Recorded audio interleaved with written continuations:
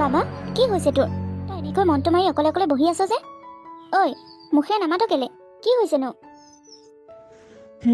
কিনো কম মা। তোমাৰ কি হৈছে কোৱা আকৌ, নকলে আমি কেনেকৈ জানিম? তুমিতো এনেকৈ মন মাৰি কেতিয়াও নাথাকা, আজি কিয় এনেকৈ আছা? কি হৈছে তোমাৰ? ডাঙৰ সমস্যাত পৰিছো, ডাঙৰ সমস্যা। মই 40,000 টকা দৰমহা পাওঁ, কিন্তু পইচাবোৰ কোনপিনে কেনেকৈ খৰচ হয় একো ধৰিবলৈকে নোৱাৰো। মাহৰ শেষত মোৰ হাত উদং হৈ যায়, লোকৰ পৰা আকৌ ধাৰলৈ পইচা বিচাৰিব লগা হয়। চলা খোৱা বাহিৰা খৰচ সেইটো বাৰু বাদেই দিলো, এতিয়া মই লোনৰ পইচা দিব লাগে। এতিয়া মোৰ হাতত 1 টকাও নাই, মই লোনৰ কিস্তি ক'ৰ পৰা দিওঁ? মই তহঁতক সেইকাৰণে কৈ থাকো, অকণমান খৰচটো কমাবি, পইচা পাতি অকণমান টিপা ধৰি চল। তহঁতে আকৌ মোৰ কথা নুশুন নহয়। বোৱাৰী তুমি এতিয়া দেখিলানে তাৰ এতিয়া কি অৱস্থা হৈছে? দেখিলা তুমি কিমান বস্তু অৰ্ডাৰ নকৰা, ডেলিভাৰী বয় কেইটাই আমাৰ ঘৰত আহি আহি ঘৰ একেবাৰে চিনি পোৱা হৈ গ'ল। তাৰ বাহিৰেও তুমি কেতিয়াও পুৰণা কাপোৰ পিন্ধাই দেখা নাই, সদায় নতুন কাপোৰকে পিন্ধি থাকা। সিপিনে আকৌ ষ্টাইলটো কি চাবা, মেকআপৰ বস্তুবোৰ ইমান দামী দামী ঘঁহিব। মই সঁচা কথা ক'বলৈ গ'লে ঘৰ চলোৱাতকৈ বেছি পইচা তোমাৰ লগতহে খৰচ হৈ যেন পাওঁ। মা আপুনি কিয় তেনেকৈ কৈছে? মইনো কি ষ্টাইল কৰি থকা দেখিছে আপুনি? ঘৰত থাকিলে দেখোন একো এটা নঘঁহাকৈ থাকোঁ, ক'ৰবালৈ অকণমান ওলাই গ'লেহে ক্ৰীম চিম অকণমান লগাওঁ। আৰু কি কৈছে কাপোৰ কানি মই যেতিয়া কিবা এটা লওঁ আপোনাৰ কাৰণেও দেখোন আনি দিওঁ। আৰু তাৰ বাহিৰে আপুনি নাজানে জানো ঘৰৰ কাম বন কৰি থাকিলে কাপোৰ কানিবোৰ কিমান লেতেৰা হয়? ঘৰত পিন্ধা কাপোৰ কেইযোৰ লেতেৰা পেতেলা হৈ থাকিলে বেয়া লাগে কাৰণে অকণমান পুৰণি হোৱাৰ পাছত পেলাই দিওঁ, আকৌ নতুনকৈ আনি লওঁ। সেইকেইযোৰ কাপোৰনো কিমান দামী। হ'ব বোৱাৰী, তুমি মোক এতিয়া বহুত কথা কৈ থাকিব নালাগে। তোমাৰ লগত যে বেছি পইচা খৰচ হয় সেইটো কথা মই নজনা নহয়। তাৰমানে আপুনি ক'বলৈ বিচাৰিছে যে গোটেইবোৰ পইচা মই খৰচ কৰোঁ, মোৰ কাৰণে এওঁ আজি হাত খালী হৈ বহি আছে। নহয়নো কি আকৌ, মই একদম সঁচা কথাই কৈছোঁ। একমাত্ৰ তোমাৰ কাৰণে, তোমাৰ হাতৰ টিপা নাই কাৰণে আজি মোৰ ল'ৰাটো হাত খালী। মা আপুনি মোৰ সন্মুখতে এওঁক সুধিব পাৰে, মোৰ যি বস্তু প্ৰয়োজন হয় মই এওঁক সুধিহে লওঁ, বা এওঁ মোৰ হাতত গোটেই দৰমহাটো আনি তুলিও নিদিয়ে মই নিজেই খৰচ কৰিবলৈ। মোৰ যিখিনি প্ৰয়োজন হয় সেইখিনি এওঁ আগত ক'লে এওঁ মোক তাৰ পৰিমাণতহে পইচা দিয়ে, অভাৰেঞ্চি পইচা এওঁ মোক কেতিয়াও নিদিয়ে। এওঁ সকলো পইচা নিজৰ হাততে ৰাখে। হ'ব তোমালোকে মনে মনে থাকাচোন। তোমালোকে মোৰ টেনচনটো কমাবলৈ এৰি বঢ়াবলৈহে চেষ্টা কৰিছা। তুমি দেখিলানে এতিয়া দেখিলা মায়ে সকলো দুখ মোৰ গাতে জাপি দিছে। তুমি মোক নিজেই কোৱাচোন, তোমাৰ দৰমহা পইচা মোৰ হাতত দিয়া নে বাৰু? মই কেতিয়াবা তোমাৰ দৰমহা পইচা খৰচ কৰি পাইছোনে? মই যদি এতিয়া সঁচা কথা ক'বলৈ যাওঁ তোমালোকে আকৌ মোকেই বেয়া পাবা, কিন্তু তোমাৰ দৰমহা বেছি পইচা মোৰ লগত খৰচ নহয়। তোমাৰ মাৰ ঔষধ আৰু ডক্টৰৰ পাছতহে বেছিকৈ পইচা খৰচ হয়। কি ক'লা বোৱাৰী? হ'ব দিয়া, মনে মনে থাকাচোন। তোমালোক মাইকী মানুহবোৰৰ কাণত যিকোনো কথা পেলাবই নাপায়। মই কিয় তোমালোকৰ কাণত পেলানো জানো?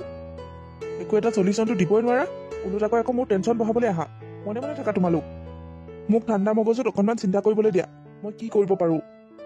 বাৰু বাবা, তইনো এতিয়া লোনৰ কিস্তি দিবলৈ ইমানবোৰ টকা ক'ৰ পৰা পাবি? জানো মা, ক'ৰ পৰা পাওঁ একো ভাবিয়ে পোৱা নাই। লগৰ কাৰোবাৰ তাতে সুদলেই হওক ধাৰলেই হওক বিচাৰিব লাগিব। হেৰি নহয়, লোনৰ কিস্তি কিমানমান দিব লাগেনো? সেয়া তাই তোৰ বোলে খৈ নিয়েৰে, কিমান লোনৰ কিস্তি মাৰিব লাগে সেইটোকে নাজানে, তোৰ আকৌ অৰ্ধাংগিনী হ'বলৈ আহে। মা মই সঁচাকৈ নাজানো, কাৰণ এওঁ মোক সেইবোৰ কথা আজিলৈকে জানিবলৈকে দিয়া নাই। আৰু কেতিয়াবা যদি মই নিজেই জানিবলৈ সোধোঁ তেতিয়াও এওঁ নকয়, কয় কি তোমালোক ঘৰৰ মানুহ, ঘৰখন কেনেকৈ চলাব লাগে সেইটো চিন্তা কৰা, বাহিৰা কথা চিন্তা কৰাৰ প্ৰয়োজন নাই, সেইবোৰ চাবলৈ মই আছো নহয়, তেনেকৈ কয়। মোৰ মুখ বন্ধ কৰি থৈ দিয়ে। মইনো এতিয়া কেনেকৈ জানিম কওকচোন? বাবা যিটো দেখিছোঁ তয়ো সোধা নহয়। যিকোনো কথা এটা গিয়েক ঘনীয়েকৰ মাজত বা ঘৰৰ মানুহখিনিৰ লগত আলোচনা কৰিব লাগে, তেতিয়াহে সমাধানটো পোৱা যায়। তই যদি অকলে অকলে সকলো কৰিবই পাৰ, সকলো যদি জানই, সকলো যদি চম্ভালি ল'বই পাৰ, তেতিয়াহ'লে তোৰ জীৱনতনো আমাৰ কি প্ৰয়োজন আছে? হয় দিয়া মা, তুমি ঠিকেই কৈছা। তোমালোকক নুসুধা নুপুচাকৈ, তোমালোকৰ লগত আলোচনা নকৰাকৈ মই যিকোনো কামেই কৰি পেলাওঁ, আৰু সেইকাৰণে আজি মোৰ চাগে এনেকুৱা অৱস্থা। এতিয়া কোৱাচোন, লোনৰ কিস্তি কিমানমান দিব লাগেনো? মানে লোনৰ কিস্তি 7,500 হয়, কিন্তু কেইটামান বেছিকৈ থলেহে একাউণ্টৰ পৰা কাটি নিয়ে। 8,000 টকা থবই লাগিব। যদি লগৰ কাৰো তাতে নোপোৱা, যদি ধাৰলৈ সুদলৈ কতোৱে নোপোৱা, তেতিয়া কি হ'ব? কি হ'ব আৰু, সুদ ভৰিব লাগিব। অহা মাহত 2টা কিস্তি একেলগে দিওঁতে বহুতখিনি টকাই লেট ফাইন দিব লাগিব। হয় নেকি? তেতিয়াহ'লে এটা কাম কৰোঁ, মোৰ হাতত 8,000 টকা ওলাব, সেইখিনি টকাকে লৈ যোৱা। কি? তোমাৰ হাতত ইমান টকা ক'ৰ পৰা আহিল? ক'ৰ পৰা পালা তুমি? আছে, মানে তুমি যে মোক ইটো সিটো প্ৰয়োজনীয় বস্তু ল'বলৈ দিয়া বা ঘৰৰ বজাৰ কৰিবলৈ দিয়া, তাৰ পৰাই মই কেইটামান টকা বচাই এটা খুলুঙত থৈ গৈছিলোঁ। এতিয়া 8-9 হাজাৰমান হ'ব লাগে। কুলুংটোকে ভাগি মই তোমাক পইচাখিনি দিম। তুমি গৈ বেংকত দি থৈ আহাগৈ। তুমি সঁচাকৈ কৈছানে? অঁ, কেলে মিছাকৈ ক'ম আকৌ? দেখিছা মা, তুমি এওঁক গালি পাৰি আছিলা নহয় বেছি বেছিকৈ টকা খৰচ কৰে বুলি।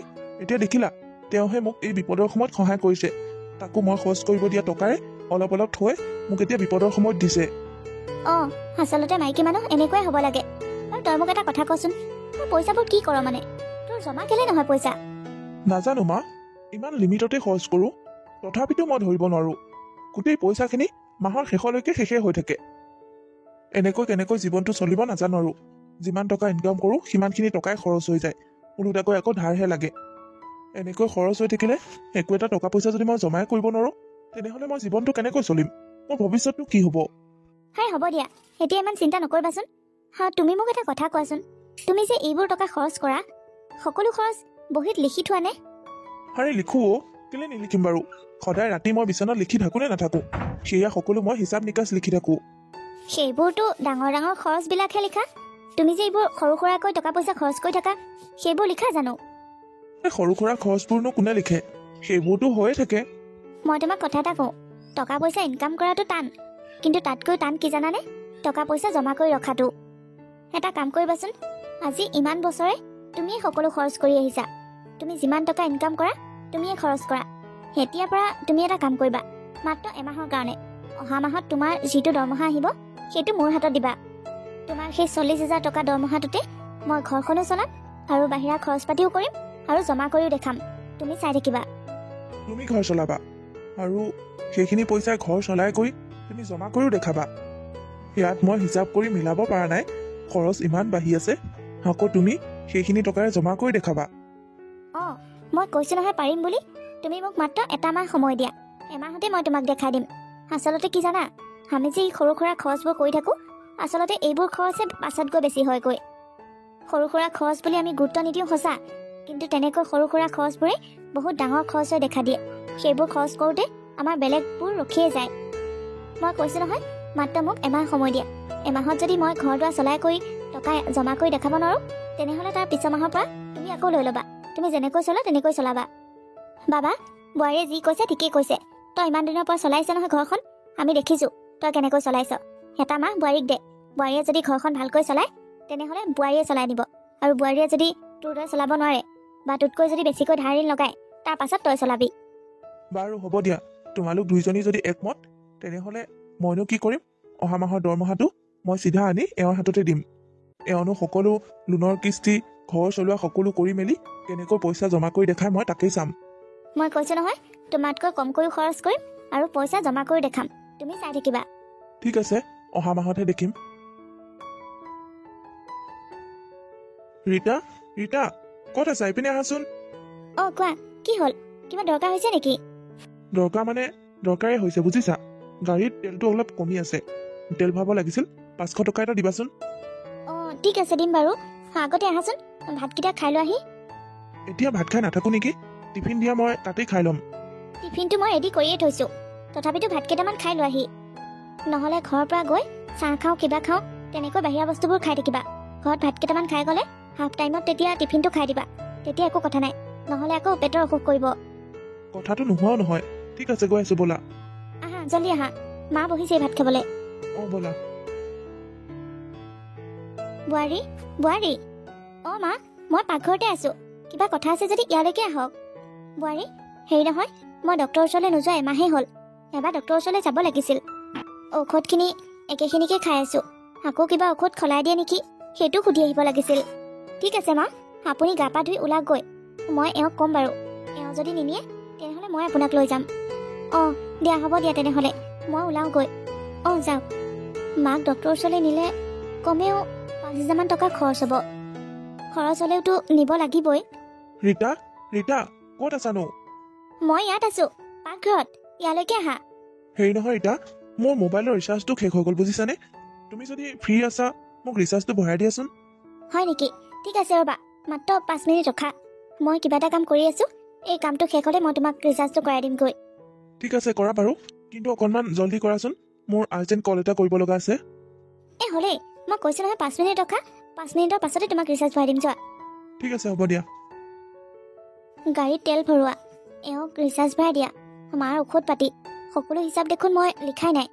নাই মই হিচাপখিনি লিখি থৈ দিওঁগৈ, নহ'লে মোৰো এওঁৰ নিচিনাই হ'ব, কোনপিনে পইচা যাব গমেই নাপাম।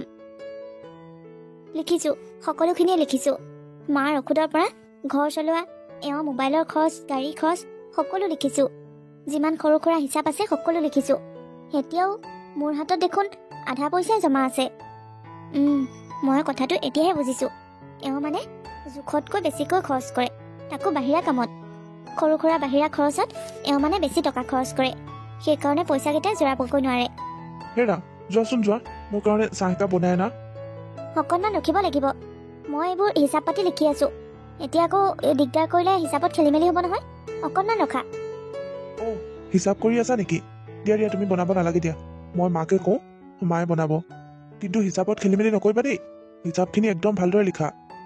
লিখিছোঁ।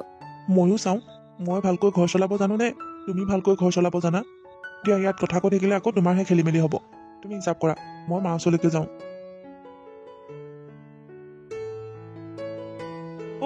ইমান গৰম পৰিছে, নোৱাৰি দেই থাকিব, প্ৰেছাৰ উঠি যাব। লচোন ল, ঠাণ্ডা চৰবত আনিছোঁ, খাওঁ। হয় ভাই, ইমান গৰম পৰিছে, মানুহ থাকিব নোৱাৰি দেই এনেকৈ। চৰবতৰ বোটল কিনি আনিলি, ভালেই কৰিলি। সেই গৰমত চৰবত নাখালে উপায় নাই। বাৰু তোৰ তাত 40 টকা এটা আছে নেকি? নাই দেখোন, কিয়? সেই চৰবত দুটা আনিলোঁ, দুটাৰ কাৰণে বেপাৰীটোক দিব লাগিছিল। মোৰ তাতো এতিয়া খুচুৰা পইচা নাই, মোবাইলতো নাই, সেইকাৰণে তোৰ পৰা নিওঁ বুলি আহিছিলোঁ। মোৰ তাত কেছ নাই, কিন্তু মই ফোন কৰোঁ ৰ, তোৰ নম্বৰটোতে 40 টকা এটা ভৰাই দিবলৈ কওঁ। বৰ বেয়া কথা, 40 টকা এটাকে কাৰোবাক আকৌ ধাৰলৈ বিচাৰিবিনে? মই ধাৰলৈ বিচৰাৰ কথা কোৱা নাই নহয়, মই মোৰ মানুহজনীক ফোন কৰোঁ। তাইক ফোন কৰিলে তোৰ নম্বৰটোত 40 টকা এটা ভৰাই দিব। তোৰ নম্বৰটো আছে নহয় তাইৰ তাত? তোক মই বহুত দিনৰ পৰাই লক্ষ্য কৰি আহিছোঁ, তই যিকোনো পইচা কেৱল তোৰ ঘৈণীয়েক ফোন কৰি কৰি বিচাৰি থাক। তোৰ হাতত পইচা পাতি নাথাকে নেকি? চব কথাতে সৰু সুৰা খৰচতো তোৰ ঘৈণীয়েক হাত পাতিব লাগে যে।